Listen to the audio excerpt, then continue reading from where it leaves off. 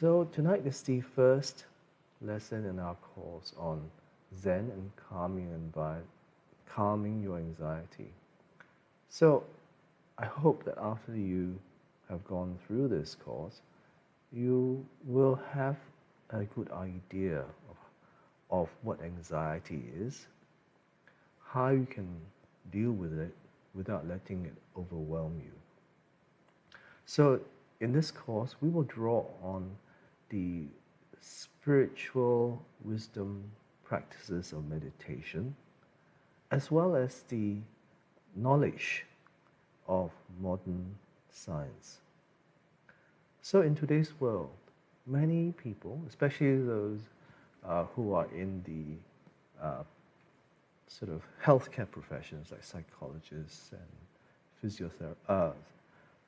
psychotherapists, are saying that we are all experiencing an epidemic of anxiety. Now, many people will experience anxiety, you too, at some time in your life.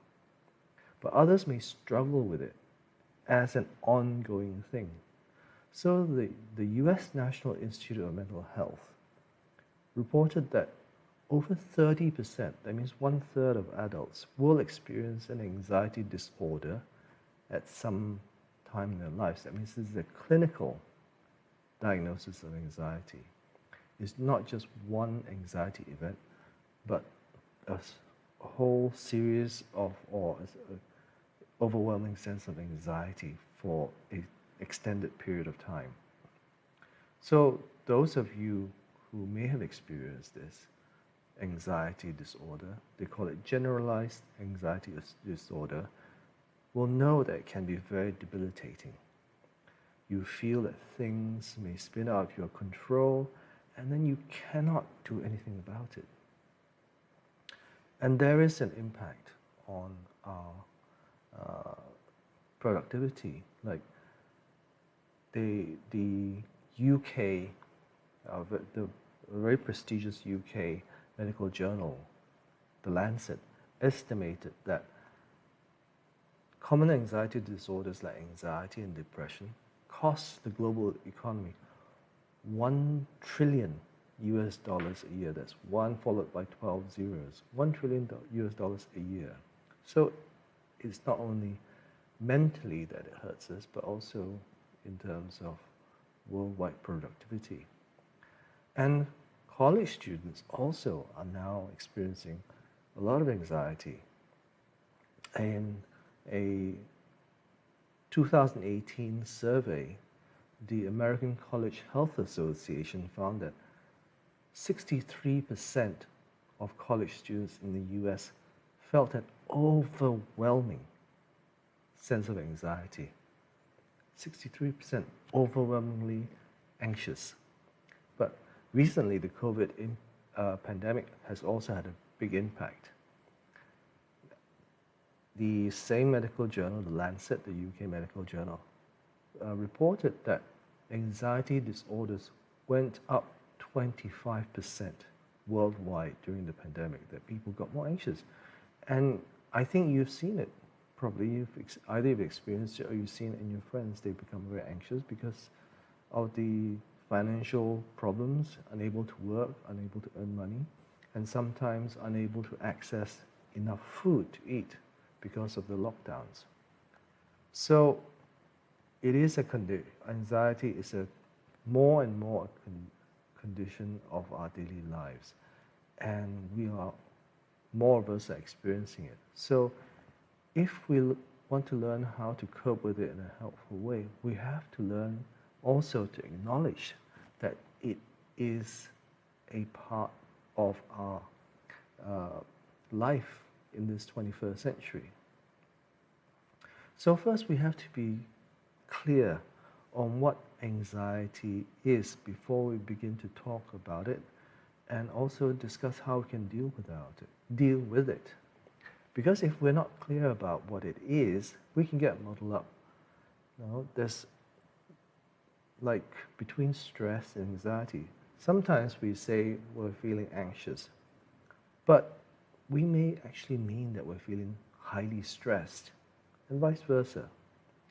And that's because the feelings of stress are quite similar to feelings of anxiety, but more of that later.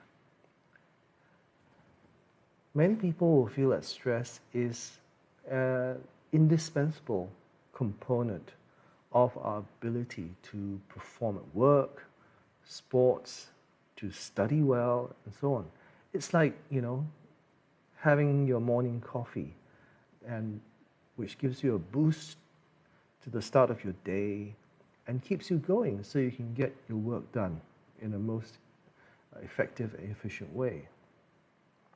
Now, when I was a graduate student, I studied organizational psychology or organizational behavior as part of my degree. And I was taught that there was an optimal level of stress that would result in the best work performance in the organization. So some scientists suggest that stress is beneficial. The fight or flight response, which helps keep us safe and alive. So is stress then good or bad for us? Well, as with many things, it does depend. So what is stress compared to anxiety? Let's bring our focus to two kinds of stress that we usually experience. Physiological stress, which is the physical side of it, and mental stress, the psychological side of it. Then we can see how they may relate to anxiety. So, physiological stress, there are ways in which our body reacts to threats in order to keep us safe and alive. So, many years ago, I accompanied an older Dharma brother to a hospital in Singapore for his health checkup. So, as we left the hospital after his checkup was over, we had to cross a fairly busy street right in front of the hospital.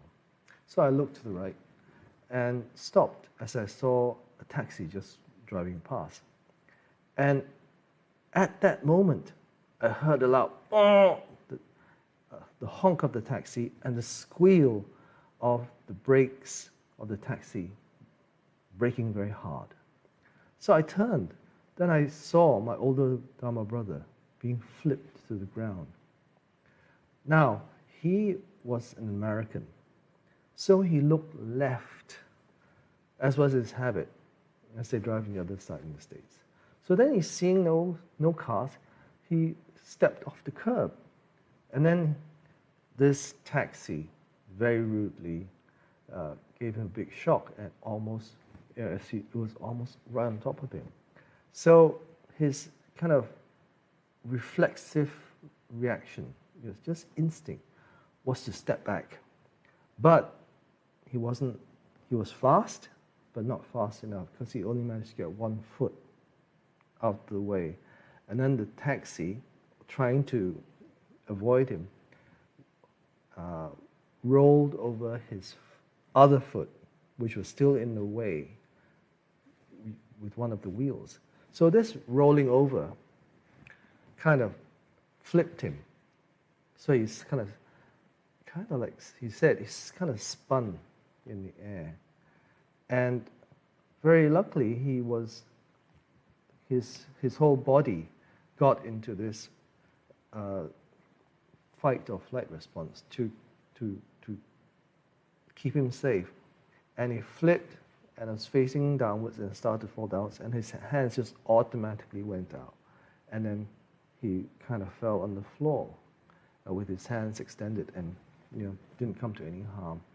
By the time I saw him, he was kind of like in a push-up posture, 2 hands on the floor, and he just got up. Very lucky. So he was completely unharmed, and he just clapped his hands to shake off the dirt. And he was, he looked a little embarrassed, to be honest, because he had forgotten that he was in Singapore, a country where you need to look right and not left Then I kind of joke that this is probably the best place to get into an accident if you were ever going to have one, because it's right in front of the hospital. You know, we can just wheel you in. So his reflex, you know, just stepping back and then putting his hands out to break his fall, is part of the fight or flight response. This reflex that our body gets into to keep us alive is adaptive, which means it's helpful, and it helps us live to fight another day. Now, so that is the immediate response. It's kind of straight away, like some threat appears and boom, you react. Then what happens next gets really interesting, because then your mind, your thinking has a chance to kick in. So in the moment where he saw the taxi was nearly hitting him, his body just reacted automatically. There's no thinking in this, you know. It just bypassed the thinking process, and the survival mechanism just kicked in, and he stepped back. Because thinking is way too slow. By the time we see something, it gets consciously recorded or, you know, understood by our brain, and then we decide what to do with it. Way too slow. Because already, bam, if you're thinking, bam, the taxi has hit you. So, but then afterwards, he might have thought, he didn't share his feelings with me, but just imagine if you were in the same situation, taxi nearly running you over, you might have thought, phew, I nearly died today. Or if you kind of are slightly self-conscious, oh, I hope nobody saw me. I look like an idiot. And why did I forget that in Singapore I should look right, not left, before crossing the street? So, but then he would also have felt the stress hormones kicking in, you know. His heart would pump faster, you know, maybe sweating, and then he's ready to run or to fight. So, whether it's a taxi, or taxi nearly running you over, or some other threat, it's really important to understand that there are actually two things which are going on in that situation, one after another. So, first immediate reaction gets us out of danger. Then, after that, we have a reaction to the initial reaction which saves us from harm. So basically we jump out of the way, and then we kind of freak out about it mentally and emotionally. Okay? So there is a little time delay. So this is the difference between helpful or adaptive stress and unhelpful or maladaptive stress. Maladaptive stress can, over the long term, cause us health problems like high blood pressure or stress-induced stomach ulcers. So it's very useful to be able to tell the difference between the two. And the key is in the time scale, the timing. So the fight or flight response happens very quickly, almost instantaneously, much faster than our thinking processes or our conscious awareness, you know. Your body just reacts to the threat straight away.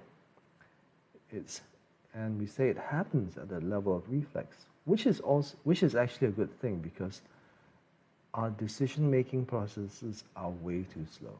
So like somebody, you know, throws a rock at you, at your head, okay? So what usually happens is, even before you've had time to think about it, you see it coming, you duck, you know? You're not thinking, should I duck? Or should I turn left or right so that it will miss me? If you did that, if you engage, you know, started to go into this decision-making kind of process, the rock would have already hit you. So, so the thing is, you will notice that thinking about what happened comes in a couple of seconds later. Okay, so what this tells us is that there are basically two different processes. One happens at the level of reflex or instinct, with no thinking involved. Then the second is thinking about it, or thinking about it. So does the second response, this thinking about it, help keep us safe? Do we kind of commit to memory or put it in our learning for next time learning experience? Like, oh, I must remember to look both ways before stepping off the curb and not do stupid things which might get me killed. Do we engage in that kind of learning right after this the incident? Usually not. Because what happens right after that, a couple of seconds after that, is your body is still in this fight or flight response, and it's released a whole bunch of stress hormones into your body to get you ready to run or to fight. So your heart is going to be pumping faster, your blood pressure's up, you're breathing harder, you might be break out in a cold sweat. So then also your mind might be spinning out of control. You might be thinking about, what if I died? Or what if I was completely disabled, incapacitated? Who's going to take care of my family? Where's the money going to come from if I can't work? All this stuff, not rational, just some random irrational thoughts may go through your head. So, and then, much later, maybe afterwards, a few days later, and you think back on the situation, then you think, oh, something terrible might have happened if I wasn't so lucky, Then your body, when you think back on that event, that situation, your body will react by pumping out the same stress hormones because it cannot tell the difference. This is very important to remember. It cannot tell the difference between an imagined threat and a real one. Really cannot. Your brain cannot tell the difference. So you will relive the experience in your body. You'll feel the pump, the beating of your heart, your breathing harder and all that. This is reliving a past situation as if it is really happening to you in that moment, even though you may be completely safe. It's similar to the symptoms of PTSD, post-traumatic stress disorder, especially for soldiers or those people who have had traumatic experience.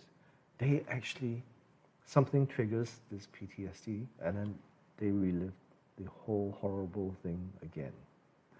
So it's really important to understand how our brain works, that it is unable to distinguish between real or imagined threats or dangers to our safety.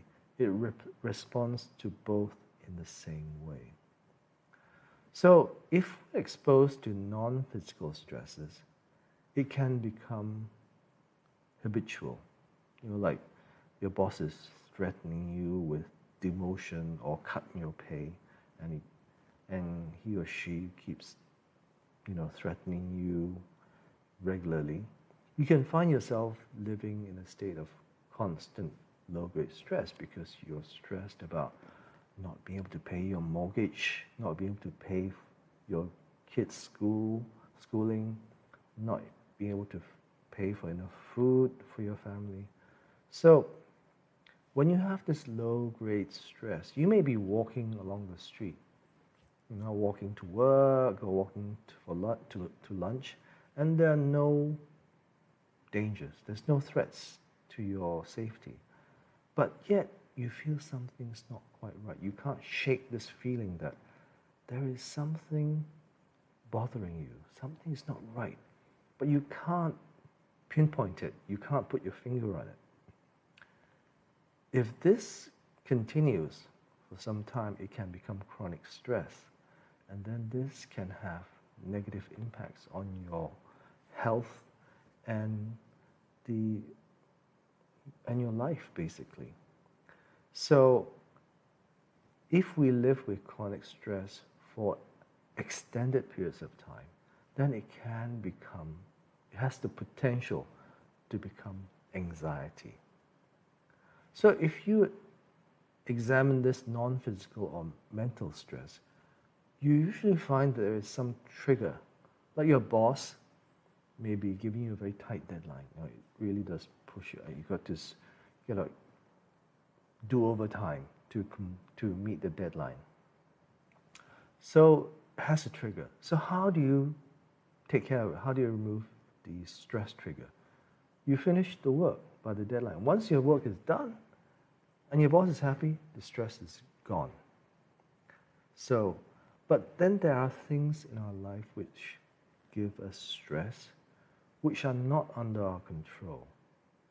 Maybe it's like you need a raise, you need more money from your job, your monthly salary, because things are so expensive. Like nowadays, inflation, everything has got more expensive.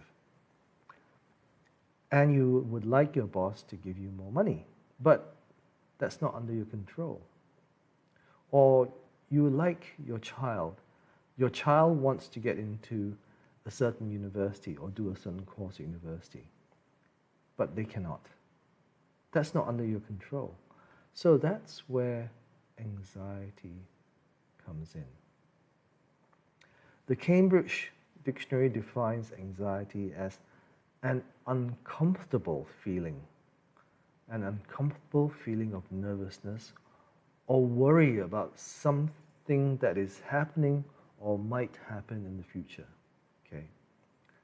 So you don't know. There's future uncertainty, and it's not in your control, and you feel nervous or worried about it. So, according to some experts, anxiety basically comes down to this: overestimating a potential threat or underestimating your ability to cope with that threat. And it all is uncertain. So, how is anxiety related to stress then? Chronic stress can turn into anxiety. And when that happens, because our brain is always learning all the time, our brain can also learn the habit of getting anxious more often. Okay? So that is also key, that we can also unlearn this process. So now that we have some understanding of the difference between stress and anxiety, we can continue our discussion next week about anxiety and the triggers, and that will be in the following weeks, how it can affect us and how we can learn to cope with it in a positive way. So that's it for tonight, our introduction to this course. And thank you very much for practicing and for listening. I hope you found this useful. If you did, please do like and share us. And do join us next week. We're online here on Facebook or on YouTube every Monday and Thursday evenings at 8:30 p.m. Malaysia time.